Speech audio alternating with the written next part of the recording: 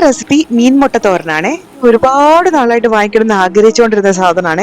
എന്ത് കിട്ടിയാലും ഇതൊക്കെ ഇച്ചിച്ചിയാ. പുള്ളിക്കാരൻ പറയും, യോ ഇതിനൊക്കെ മീൻ്റെ മണാണ്, പിന്നെ മീൻ്റെ മുട്ടയ്ക്ക് മീൻ്റെ മണം അല്ലാണ്ട് പിന്നെ എന്തിന്റെ മണം വരും അല്ലേ. ഓൾറെഡി കഴുകി വൃത്തിയാക്കി വെച്ച മീൻമുട്ടയാണ്. നമുക്കിനി ഇത് ചെറിയ ചെറിയ പീസുകളായിട്ട് കട്ട് ചെയ്തെടുക്കാം.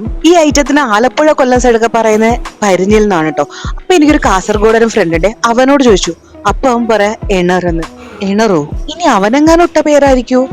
എന്തായാലും പോട്ടെ. നമുക്കുണ്ടല്ലോ ഇനി ഇതിന് വേണ്ടിയിട്ട് ഇഞ്ചിയും വെളുത്തുള്ളി എല്ലാം ഒന്ന് ക്ലീൻ ചെയ്തിട്ട് ചതച്ചെടുത്തോണ്ട് വരാം. ഇനി ഒന്നിനും അങ്ങോട്ട് ഒരു കുറവ് വേണ്ട. നമുക്ക് കുറച്ച് സവാളയും കൂടി എറിഞ്ഞെടുത്താലോ? സവാള അല്ലെങ്കിലും വേണം കേട്ടോ, ആർഭാടല്ല. ഞങ്ങളുടെ ഷടപടേന്ന് കാര്യങ്ങൾ ചെയ്യാം. ഒരു പാൻ അടുപ്പത്ത് വെക്കുക, വെളിച്ചെണ്ണ ഒഴിക്കുക, കടുക് പൊട്ടിക്കുക, പെരിഞ്ചീരകം പൊട്ടിക്കുക. പെരിഞ്ചീരകം പൊട്ടിക്കോ? എന്തായാലും കടുക് എണ്ണക്കൽ സൗണ്ട് വന്നത് പെരിഞ്ചീരകം ഇട്ടപ്പോഴാട്ടോ.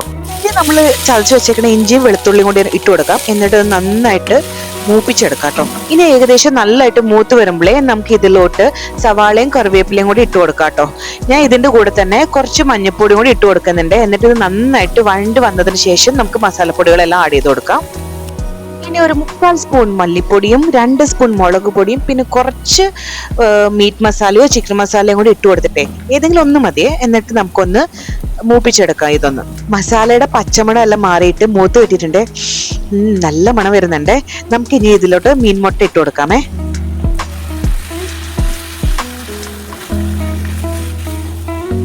ഇനി ഇതിലോട്ടൊരു 1/4 കപ്പ് വെള്ളവും കൂടെ ഒഴിച്ചിട്ടേ നമുക്ക് വേവിക്കാൻ വെക്കാട്ടോ. അതെ, ഞാൻ ഇതിലോട്ട് ഉപ്പിട്ടായിരുന്നു. ഇല്ലല്ലോ, ഉപ്പിട്ടിട്ടില്ല. അപ്പൊ നമുക്ക് ഇതിലോട്ട് ആവശ്യത്തിന് ഉപ്പും കൂടി ഇട്ടിട്ടെ നമുക്ക് അടച്ചു വെച്ച് ഒന്ന് വേവിച്ചെടുക്കാം കേട്ടോ. ഇനി ഇത് ഇടയ്ക്ക് തുറന്നൊന്ന് ഇളക്കി കൊടുക്കണം. പിന്നെ വലിയ വലിയ പീസുകളായിട്ട് കിടക്കുവാണെങ്കിൽ അതൊക്കെ ഒന്ന് ഉടച്ചു കൊടുത്തു കഴിഞ്ഞാൽ ആ തോരൻ പോലെ നമുക്ക് ഇങ്ങനെ വിട്ട് വിട്ട് കിട്ടുവേ. ഇനി ഇതിന്റെ വെള്ളം എല്ലാം വറ്റി മീൻമുട്ട വെന്ത് കഴിയുമ്പോഴേ നമുക്ക് ഇതിലോട്ട് തേങ്ങ ഇട്ട് കൊടുക്കാം കേട്ടോ. തേങ്ങാപ്പീരയും കൂടെ ആഡ് ചെയ്തിട്ട് നമുക്ക് നല്ലതായിട്ട് ഒന്ന് മൊരിയിച്ചെടുക്കാം കേട്ടോ. നല്ലതായിട്ട് ഇങ്ങനെ വഴറ്റി മൊരിയിച്ചെടുക്കാം. നമുക്ക് ലാസ്റ്റ് ആയിട്ട് കുറച്ച് കുരുമുളക് പൊടിയും കുറച്ച് ഗരം മസാലയും കൂടി ഇട്ട് കൊടുക്കുന്നുണ്ട്.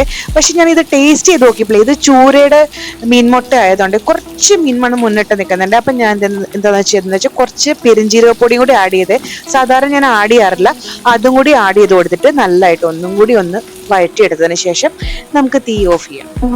അടിപൊളി സാധനം, നല്ല ടേസ്റ്റ് ഉണ്ട് കേട്ടാ. അയ്യോ, ഞാൻ ചുമ്മാ പറയണല്ല, ഞാൻ ഉണ്ടാക്കിയതുകൊണ്ടും പറയണല്ല. ഒന്ന് ട്രൈ ചെയ്ത് നോക്ക്, അടിപൊളി സാധനം കേട്ടാ.